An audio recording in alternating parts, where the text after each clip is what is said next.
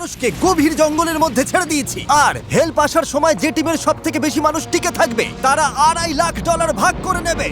নীল পোশাক পরা মানুষগুলো হলো সার্ভাইভাল এক্সপার্ট, আর লাল পোশাক পরা মানুষগুলো হলো অ্যামেচার, যারা হয়তো জঙ্গলের পরিবেশের সাথে মানিয়ে নিতে পারবে না। ব্লু টিম, ব্যাগগুলো নাও আর আমাকে ফলো করো। তোমরা টানা কতদিন জঙ্গলে থেকেছো? সবচেয়ে বেশি 3 মাস। মানে শখ করে? হ্যাঁ। ও মাই গড। তোমাদের মধ্যে কতজন আগে ক্যাম্পিং করেছো?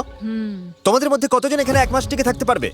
ও মাই গড, ওদের অবস্থা এখনই খারাপ। আমি জানতাম যে ব্লু টিম সুবিধা পাবে, তাই খেলা শুরুর আগে আমি রেড টিমকে চ্যালেঞ্জের কথা জানাই, এমনকি তাদের দোকানেও নিয়ে যাই যাতে টিকে থাকার জন্য সব দরকারি জিনিস কিনতে পারে। ঠিক আছে, দেখাও তো কি কি নিয়েছো তোমরা। আমার কাছে দড়ি আছে, আর এই যে ফ্লোরে একটা ও, টার্প আছে। তুমি কি একেবারে 24টা জলের বোতলের প্যাকেট কিনে এনেছো? একদম ঠিক। আমি তো সোজাসুজি গিয়ে লাইটার নিয়ে নিয়েছি। স্মার্ট, ঠিক আছে। কিন্তু ব্লু টিমকে শুধু এটুকুই বলা হয়েছিল যে তারা মিস্টার বিস্টের একটা ভিডিওতে অংশ নিচ্ছে। আমি জানতাম না কি প্যাক করতে হবে, তাই যা পেরেছি প্যাক আমি করেছি। ভেবেছিলাম তোমরা আমাদের আলাস্কায় নিয়ে যাও। আশ্রয়ের জন্য আমরা জঞ্জাল দিয়ে সাধারণ ডেরা বানাবো। আমাদের শুধু ইনসিলিউশনের জন্য ভালো লেয়ার তৈরি করতে হবে। প্রায় 1 দশক ধরে আমি এসব শিখছি, তবে জিনিসপত্র জড়ো করার জন্য আমার 10 জন লোক লাগবে। তোমরা এটা বানাবে, এতে সবার মনোবল বাড়বে। আমার কথাটা বোঝা গেছে? শেষমেশ আমরা একটা বাচ্চাদের টেন্ট পেয়েছি। ভাগ্য ভালো, আমার উচ্চতা 5 ফুট 5। তোমাদের কাছে এত সুযোগ সুবিধা আছে, কি মনে হয় তোমরা ব্লু টিমকে হারাতে পারবে? হ্যাঁ, যদিও ওরা প্রফেশনাল। আমাদের কিছু যায় আসে না, আমরা আমাদের মতো প্রফেশনাল। আচ্ছা আচ্ছা, আমি কিছু একটা পেয়েছি। আমি শুধু সেটাই করছি যা সিনেমায় দেখেছি। আচ্ছা, ওরা কি এগুলো শখ করে করছে? তোমরা কত রাত থাকবে এখানে? প্রতিটা রাত আমি এখানে বড়দিন পর্যন্ত থাকতে যতক্ষণ না পারবো। আমাদের চলে যেতে বলা হচ্ছে। জঙ্গলে কষ্ট করাই ওদের শখ।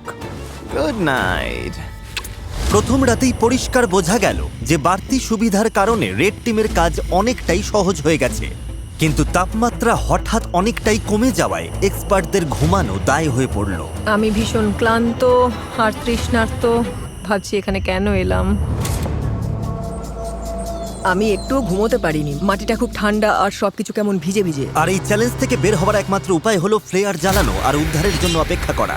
আমাদের প্রথম একজন এইভাবে হাল ছেড়ে দিল, একজন গেল। আরো 49 জন বাকি। তবে শুধুমাত্র একজনই নয়, সরি বন্ধুরা, আমার 66 বছর বয়স, দুটো হাঁটুই রিপ্লেসমেন্ট হয়েছে। আমি সত্যিই দুঃখিত। আশ্চর্যের বিষয় হলো প্রথম যে 2 জন বাদ পড়লো তারা ব্লু টিমের এক্সপার্ট। অন্যদিকে রেড টিম তাদের সব রিসোর্স ব্যবহার করে বেশ আয়েসেই বাইরে রাত কাটিয়েছে। সুন্দর একটা সকাল, রোদ উঠেছে। এখানে আসতে পেরে নিজেকে ভাগ্যবান মনে হচ্ছে। দুনিয়ার সব ব্যস্ততা থেকে মাঝে মাঝে এমন বিরতি নেওয়া ভালো। এর মধ্যেই এক্সপার্টরা বুঝতে পারলো যে তাদের ডেরাগুলো দ্রুত ঠিক করতে হবে, না হলে তারা আরো সঙ্গী হারাবে। এই ডেরাগুলো মানে শুধু এক গাদা কাঠি নয়, প্রায় 1 ফুট পুরু করে পাতার স্তর দিতে হবে। আর এতে আমার মনে হয় সবারই একটু বেশি পরিশ্রম অবশ্যই হবে। যখন বৃষ্টি শুরু হবে এই পাতাগুলোই আমাদের বাঁচাবে। ও, তোমরা 3 জনই ওখানে ঘুমাও?